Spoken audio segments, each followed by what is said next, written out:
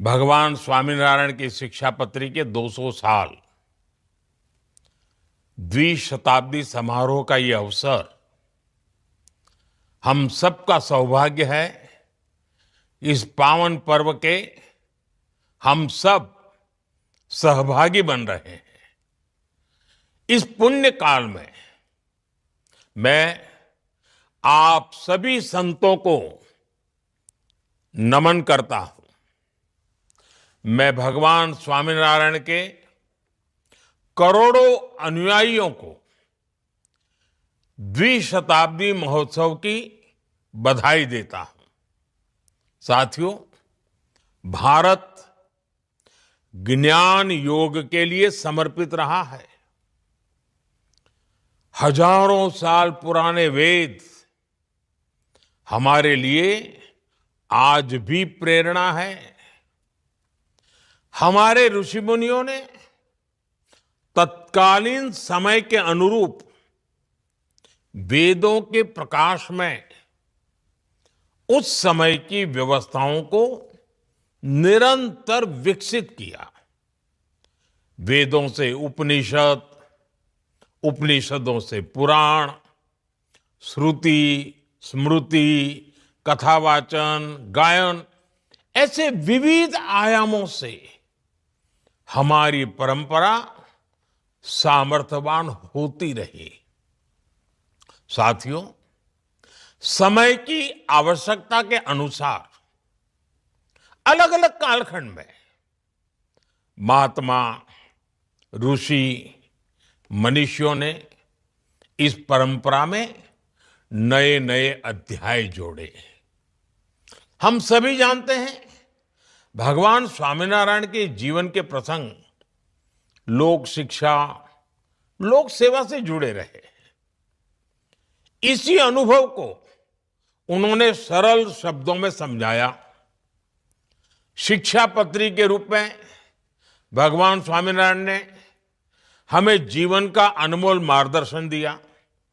साथियों, आज द्विशताब्दी समारोह का एक विशेष अवसर हमें ये आकलन करने का मौका देता है कि हम शिक्षापत्री से क्या कुछ नया सीख रहे हैं, उसके आदर्शों को कितना अपने जीवन में जी रहे हैं। साथियों, भगवान स्वामीनारायण का जीवन साधना के साथ साथ सेवा की भी प्रतिमूर्ति था। आज उनके अनुयायियों द्वारा समाज, राष्ट्र और मानवता की सेवा के कितने ही अभियान चल रहे हैं। शिक्षा और स्वास्थ्य से जुड़े प्रकल्प, किसान कल्याण के संकल्प, जल से जुड़े अभियान, ये वास्तव में सराहनीय है। आप सभी संतजनों को, हरिभक्तों को समाज सेवा के प्रति अपने दायित्वों का निरंतर विस्तार करते देखना बहुत प्रेरणादायी होता है।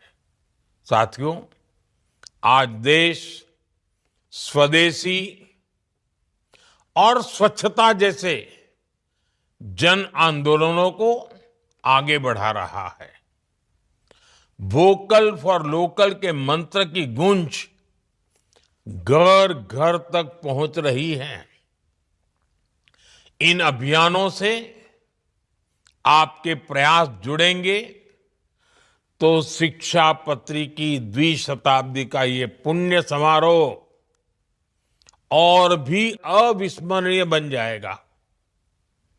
आप सभी जानते हैं, देश ने प्राचीन पांडुलिपियों के संरक्षण के लिए ज्ञान भारतम मिशन लॉन्च किया है।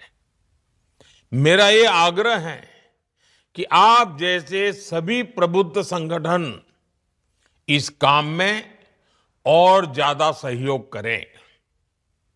हमें हमारे भारत के प्राचीन ज्ञान को बचाना है, हमें उसकी पहचान को बचाना है